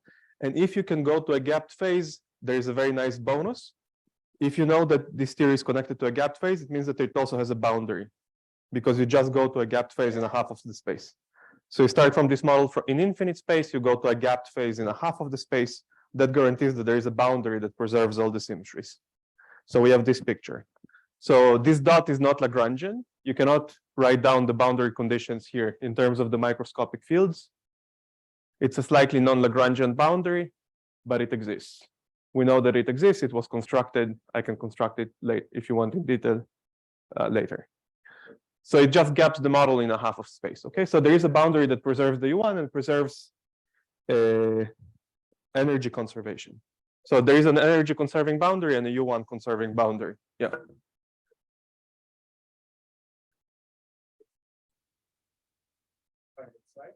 No, it's a half infinite. It's a half infinite. There is a boundary that preserves all the symmetries in this system. One boundary, yes. Okay, so it's non-Lagrangian, obviously. You cannot write, you cannot say that it's Neumann or Dirichlet or psi. That wouldn't make sense.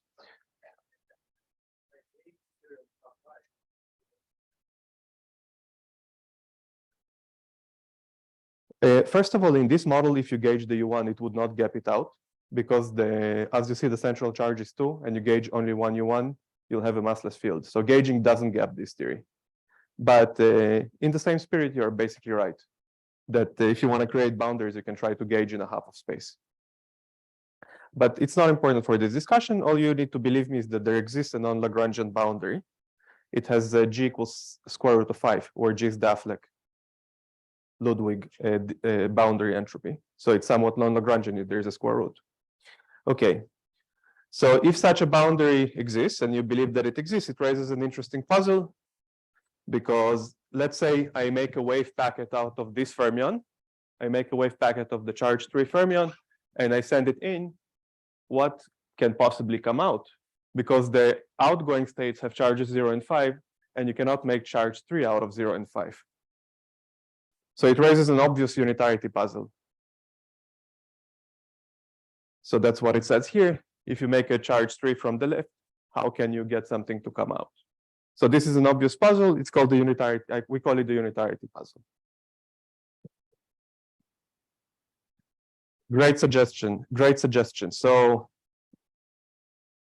there is a theorem that for boundaries like that, so there is a theorem that conformal boundaries in 1+1 dimensions, it cannot store charge or store energy. This is called the Cardy condition. You can verify that this boundary satisfies the Cardy condition. And the physical meaning of the Cardy condition is that all the momentum that comes in comes out, and all the charge that comes in comes out. So therefore, conformal boundaries cannot store energy or charge. So therefore, there is a very sharp unitarity puzzle in this model. Okay.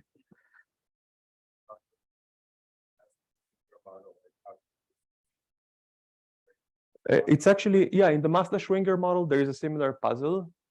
And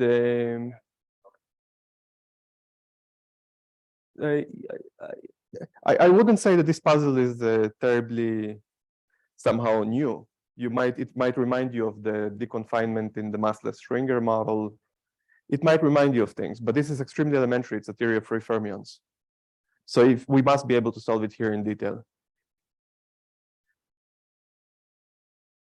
Well, but you still have to find what wave packet is going to carry charge 3. So you're not going to get away without that. Okay, so I'll tell you the solution, and then we'll go up in dimensions to say that the same solution holds. So there are actually many possible boundary conditions which preserve the U1 and energy conservation. Nobody classified these possible dots, so we don't know the full space of boundary conditions. And the answer might depend on which one you pick in particular. The one that was constructed in the literature by Wang and Wen and by David Tong and by others preserves an additional Z5 accidentally. So you have the U1 or the original U1 that is preserved by the boundary, but there is an accidental additional Z5 that is preserved by the boundary that was already constructed in the literature. This Z5 acts in this way on the right moving fermion, on the fermions. So these are the right moving and these are the left moving. And the fact that you can preserve this accidental Z5 is because you can U1 times Z5 has absolutely no 't Hooft anomaly. So there is no obstruction to preserving this additional Z5. So people accidentally wrote a boundary state that preserves this additional Z5 because there is no obstruction to not preserving it. Not classified. We have one example. We have a concrete non-Lagrangian boundary that preserves U1 by times Z5. There is no obstruction to not preserving the Z5. The puzzle exists whether or not you preserve this additional Z5. Okay. So the paradox is resolved if you actually do the computation. You start from a wave packet, you evolve it. The paradox is resolved with this picture. So what comes out is not a state in the Fock space. It's attached via a tensionless string to the boundary. And the point at which it is attached will be very important. Is actually topological. So there is no energy or charge at the attachment point. Okay, so the outgoing state is not an actual Fock space state. It's attached by a string to the boundary, a tensionless string. So when you're an experimentalist, if you measure the outgoing state, you would see a state of charge 3. But would you as an experimentalist be able to see that it's actually attached to a string? It's not so easy. It's not so obvious how an experimentalist would see the string. There is a suggestion by Lin and by this. There is a suggestion in this paper that perhaps some out of time ordered measurements could detect the string, but it's not obvious how to detect it. This string generates a Z5 symmetry. It's a topological tensionless string that generates the Z5 that we accidentally preserved. Yes.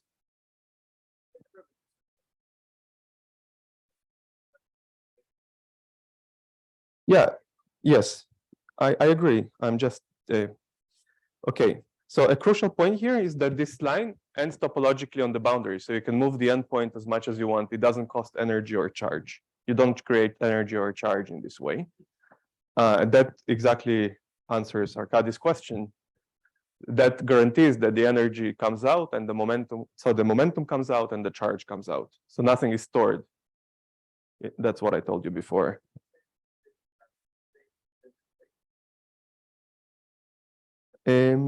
No, the boundary is simple in the technical sense. It has only one vacuum.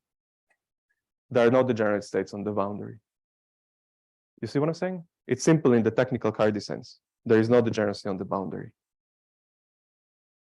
Okay.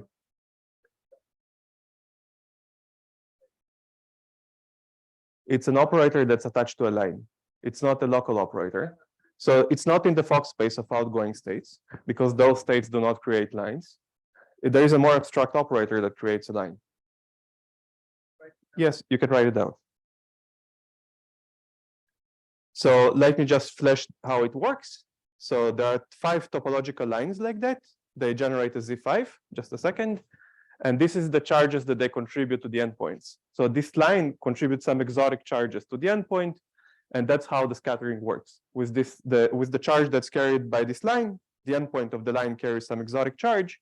You can do the scattering. So let's go back to the scattering of charge 3. It turns out that you emit a line, a fermion of charge 5, and 1 fermion of charge 0. So you actually get kind of a composite state in some sense. You get at the endpoint of the line plus 2 fermions, and that's the outcome of the scattering experiment. And it matches all the quantum numbers. If you're super quick in your head, you can check that all the quantum numbers match. So this is for this particular boundary. Yes.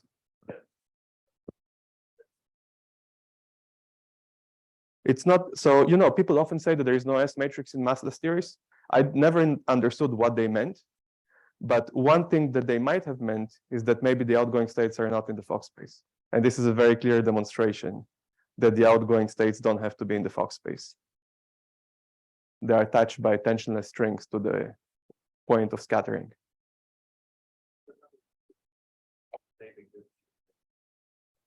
Which state? Yes, but it has to be attached by something. Boundary plays an important role because it can end on the boundary with a topological endpoint. No, but I'm doing the theory in half space.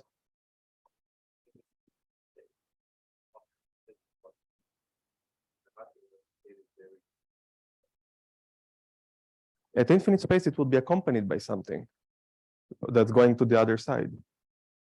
It has to end on something. The line has to end on something from the other side. With a boundary, it can end up, huh?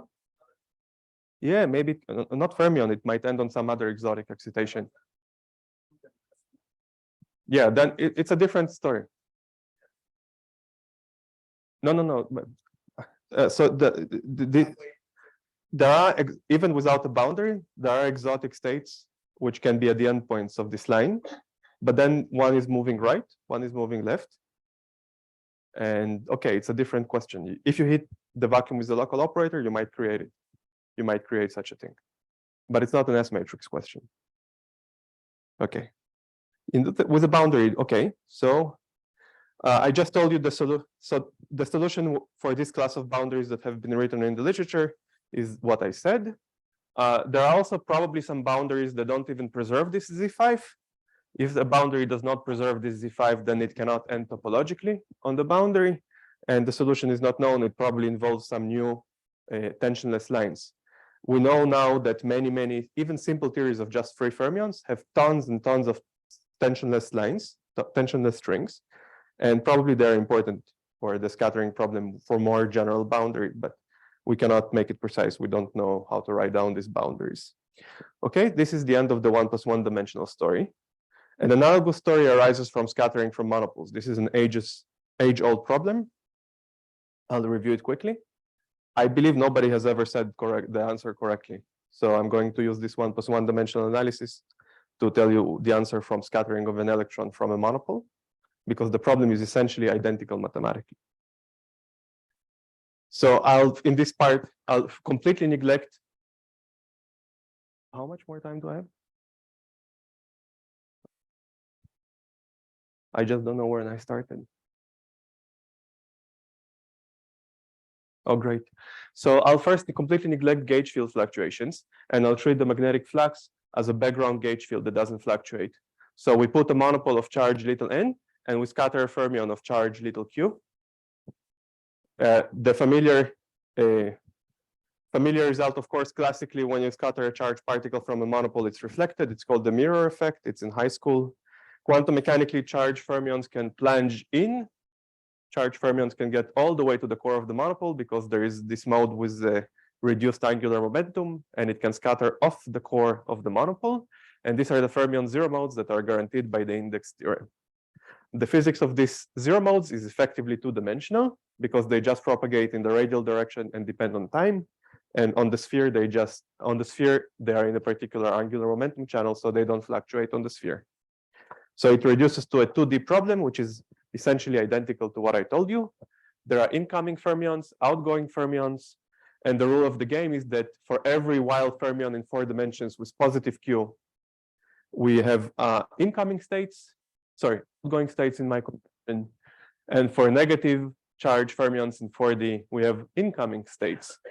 So NQ incoming states and NQ outgoing states from every wild fermion with positive Q and negative Q, respectively. So the incoming states and the outgoing states might be different, but you can ask, are the anomalies canceled, 't Hooft anomalies? So you check the U1 gauge anomaly, and you check the gravitational anomaly. So for this system to preserve the two symmetries, these equations have to be obeyed, and they are obeyed if the original 4-dimensional theory is consistent, if it has no anomalies. So this is mathematically identical to the 3450 model. For some choices of charges in 4D, you can get chiral gauge theories for these fermion zero modes. And the monopole is just a boundary. The monopole is a boundary at r equals to 0, and we scatter off the monopole. So if you bought the story I told you in 1+1, it's essentially the same. I'll show you an example.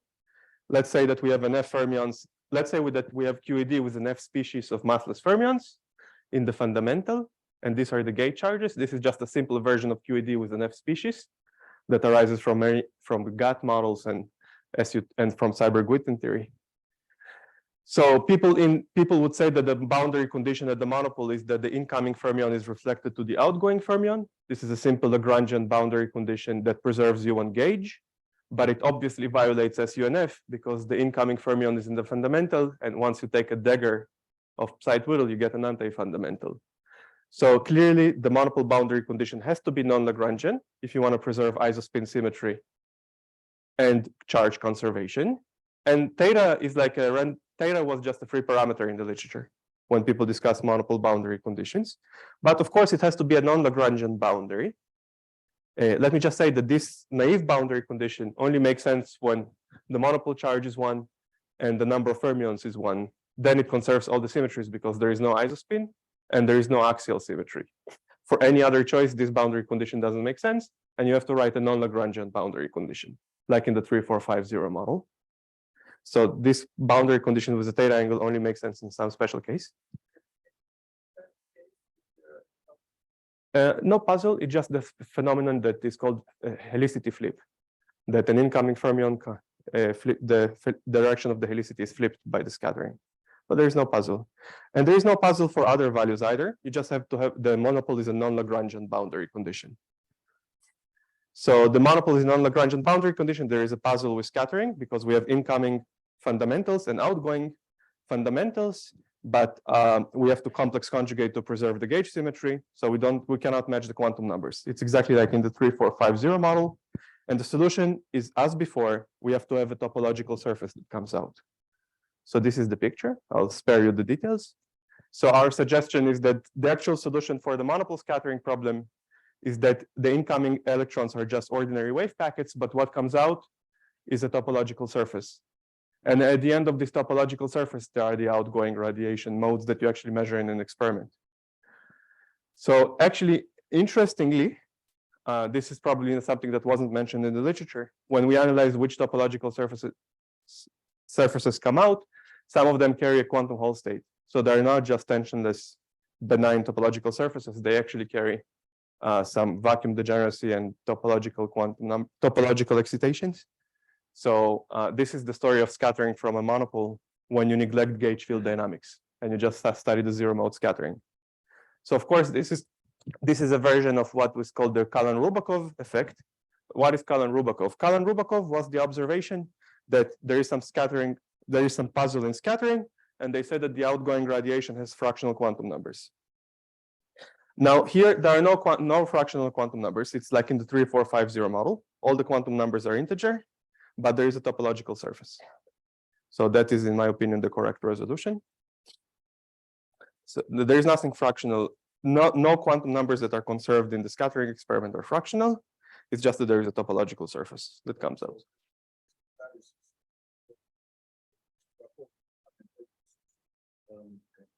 This is a different problem about the magnetic field that's constant in space. I'm not talking about it. I'm talking about scattering from a monopole. The quantum numbers are all integer. There is no fractionalized quantum numbers, but you have a quantum Hall state that comes out with the radiation. Okay, so this is the comment I had about monopole scattering. It's an open problem to actually write the full monopole boundary conditions that preserve all the symmetries. In many cases, it's not possible. There are some groups working on that now. Several groups are working on that now. Okay, now I'll come to the last thing I wanted to tell you, that we've ignored so far the monopole dynamics, the gauge field dynamics, and we discussed the fermion zero modes, which just have this very simple Lagrangian. This is literally the Lagrangian of the fermion zero modes. If you ignore gauge field fluctuations, there are incoming states, outgoing states, and they are protected by the index theorem. So, but if you think about it, more deeply, what actually protects these massless zero modes of the fermion? It's a very famous fact that we learned that there are fermion zero modes because of the index theorem, but there aren't actually that many symmetries in the system. All there is one for magnetic symmetry that protects the magnetic flux, and there is a small axial symmetry that depends on the monopole charge. That's certainly not enough to protect these fermions. So let's consider a very simple toy model to understand the fate of these zero modes. We have magnetic flux through the S2. And then using the index theorem, we conclude that the Dirac operator has n zero modes. And people say that the gauge field fluctuation doesn't matter because this integral is topological. So there should be fermion zero modes. However, this discussion is imprecise because there are also gauge field fluctuations in the two directions that are transverse to the S2, AX and AT. So the actual 2D zero modes are coupled to the gauge field fluctuations in the directions transverse to the sphere through which there is a magnetic flux. And you get this model instead, if you consider gauge field fluctuations. So the gauge symmetry, so basically you want gauge is gauged, and there is a two-dimensional gauge field that couples to the zero modes. This gauge field, all the symmetries of the system are just a Z-n axial symmetry, where little n counts the number of fermions. And here I'm assuming that we'll only have one species of fermions, so no isospin symmetry for simplicity. So the symmetries of the system that are exact in the full UV theory are just a Z-n axial symmetry and the rotations of the sphere. And the fermions are in a spin n-1/2 representation of the rotation group. So this is a very simple 2D model. It's like the Schwinger model. And we know what it does. It gaps out one of the combinations. So we bosonize this model, and we see that this combination, which is the sum over the bosonized degrees of freedom, is gapped out. So therefore, there aren't therefore the number of zero modes is not correctly captured by the index theorem. So when the mass scale that we generate from the Schwinger model is the electric charge over the radius of the S2, which is much smaller than the KK scale. And we have a very interesting vacuum expectation value around the magnetic monopole, we take a product of all the fermion zero modes, and they are left moving and right moving. This has a non-zero expectation value. That's what we found by analyzing the gauge field fluctuations, how they couple to the fermion zero modes. This VEV preserves the rotational symmetry, and it preserves the axial symmetry, and it preserves the gauge symmetry, but it gaps out some of the fermions. It doesn't gap out all the fermions for little n. It gaps out one linear combination of them. But there are many dangerous quartic interactions that I don't know what their eventual fate is, but possibly many of the fermions are gapped, or all of them are gapped. For now, I'll just concentrate on little n equals 1. We see that for little n equals 1, which is the simplest, which is the minimal monopole flux, there are actually no fermion zero modes. Okay. So many people have recently considered various 2D models like that, starting from Gros-Neve, and many others considered recently the effects of quartic interactions and gauging. And clearly, this is a very relevant problem to understand the zero modes around the monopole, because analyzing those might lead to the conclusion that all the modes are gapped, at least for n f equals 1. So for n equals 1, we see that there are no fermion zero modes, and what used to be the fermion is a kink in the Schwinger model. But we know that the Schwinger model is deconfined. So actually, when you put the fermion, it creates an anti-fermion, and they form a meson, and there is no confining string to the next one. So these phi mesons are formed so instead of the zero modes, we have massive phi mesons, and there is no force between the phi mesons. So we must now revisit the scattering problem. Does it even make sense to talk about the scattering problem, given that there are no zero modes? So the equation of motion that you would get, now we learned that there are phi mesons instead of zero modes. And these phi mesons since they have a mass, there will be a centrifugal barrier to scattering an electron from the monopole. But now the centrifugal barrier, this is the equation that you'll have to solve. This is the differential equation. And what this effect that I told you leads to is the conclusion that the phi meson decays near the monopole. It cannot plunge all the way in. So you might have heard that massless fermions can plunge all the way to the core of the monopole and scatter, at least in this lowest angular momentum channel. That's not true. They actually the wave function decays. They cannot plunge. There is a centrifugal barrier because of the effect that I showed you. This is the ordinary boundary condition that people imposed for little n equals 1. That's what I told you before. It had a theta angle, and it assumed that the fermions can plunge in. The correct answer is that there is no theta angle. So this theta angle, about which there are probably 1,000 papers, doesn't exist. There is no theta angle in the boundary conditions. There is a centrifugal barrier. And in the language of defect conformal field theory, if you think about the monopole as a 't Hooft line and it has to have conformal invariance, this is tantamount to saying that there is no marginal operator on the monopole. So this theta angle was interpreted in the literature as a marginal operator on the defect, which is the monopole. But such marginal operators don't exist. They have an anomalous dimension, which is e²/pi.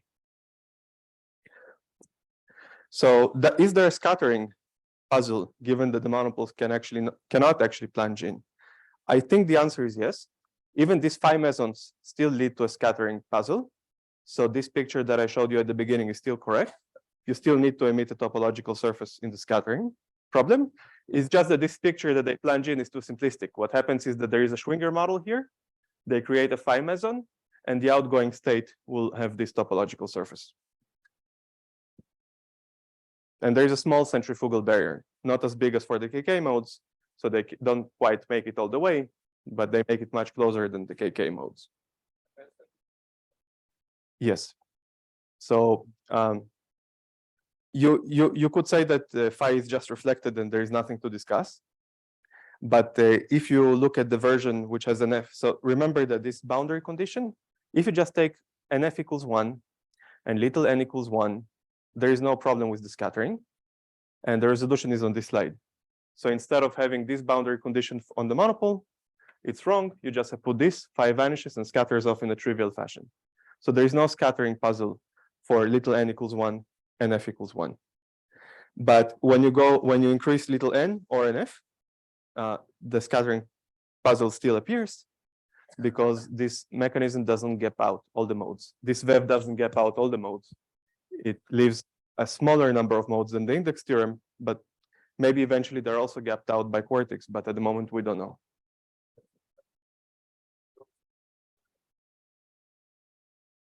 Right. Yes. So it's not presently known, in my opinion, how many modes actually survive. I showed you that just in the minimal case, none. I wrote here a small comment at the last slide. I'll get to it in a second thing. So I think that this discussion doesn't affect the fact that quantum numbers which are exotic have to come out in the scattering experiment, but it shows that the counting of the zero modes certainly must be revisited. So let me just summarize everything I told you. We saw that there are anyons and a whole state that trails the radiation in a scattering from a monopole. We discussed this unitarity puzzle in 1+1 dimensions, and this is the comment about Tin's question. You can ask, do symmetries perhaps protect some of these fermion zero modes? And the answer is, in my opinion, when an F is bigger than 1, yes. When an F is bigger than 1, some fermions will be protected from getting mass from quartics. But for an F equals 1, I don't know of an argument that protects any of the zero modes. This is my current understanding. So when an F is bigger than 1, because there is this chiral symmetry that is inherited from 4D, there will be a few fermions that must survive, much smaller than the number of the fermions in the index theorem. But when an F equals to 1, I don't have an argument that any fermion survives. Kind of. You're asking what is the origin of the anomaly, two-dimensional anomaly of RCON F? Yeah, it's because as Thomas said, the left-moving SUNF is involved in a two-group in the four-dimensional theory. This leads to a 't Hooft anomaly in the dimensional reduction on the monopole background. Yes. So I'm saying for me at the moment, in my opinion, it's an open question. But for n equals 1, I think I gave you the answer.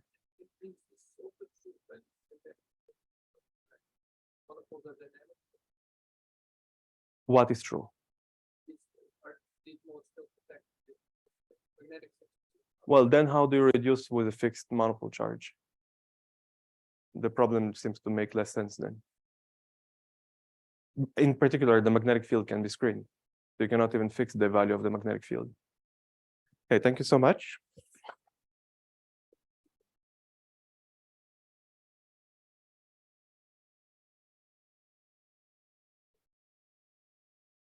I mean, let's put it in the framework of supersymmetric monopole. Yes. How it goes. Yes. I don't know, but you can ask if the yes, I understand. You can ask if in the supersymmetric theories the zero modes are protected. Yeah. I honestly do not know the answer. But let me see. I just honestly don't know the answer. I know that in the supersymmetric literature, people have claimed that there are fermion zero modes around BPS monopoles, and it better be correct. It better be correct. So I'm tempted to say that probably this doesn't happen in supersymmetric theories, but I don't really know why. I haven't tried to write the effective Lagrangian and understand why the Schwinger model doesn't gap out the fermions then. You should explain how it goes, right? Transition.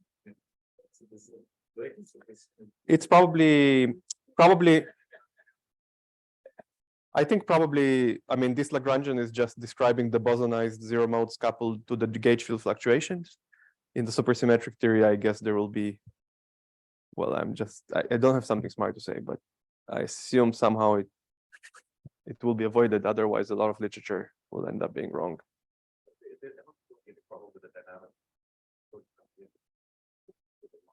Yeah. I see. Out of place, yeah. Arkady, I don't even know the answer for this QED, massless QED. So first, get the answers. I mean, I don't know the answer for higher monopoles. How many zero modes actually survive? Well, maybe. In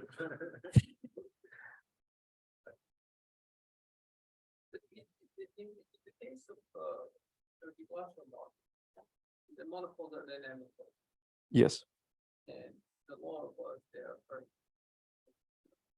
there are no zero modes. It's wrong. So that's wrong. Yes, you see that there are no zero modes. You plug little n equals 1. There is no zero mode. You just generate a new scale, which is E over RS2. And there are no, I mean,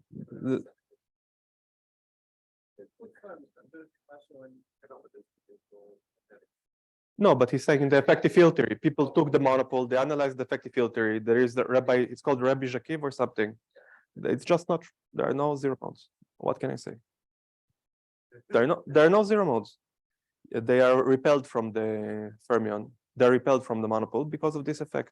The J squared is E squared. Yeah, J squared is E squared over pi. I want that we can take is square equal to minus pi to try to go to the solution. Remember, it was 1 plus e squared divided by pi.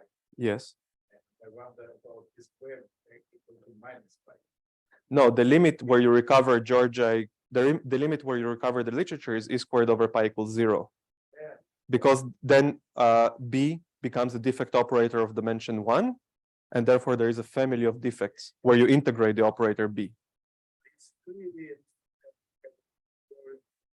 a range, I believe. I'm Okay, we'll type it. okay.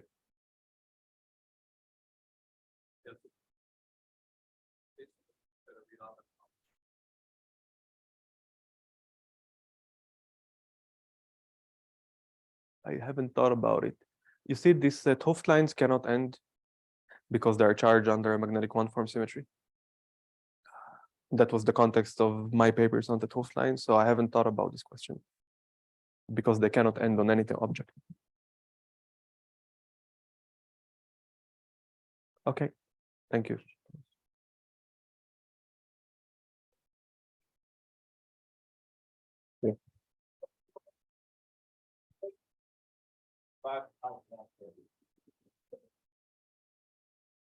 Zohar, the whole semiclassical procedure of quantizing a solid. I mean, this requires some one-loop effects. Right? Would you call the Schwinger model one loop? Would you call the Schwinger model one loop? This gapping mechanism, would you call it one loop? It is, right? Well, in the bosonized theory, it's 3 level.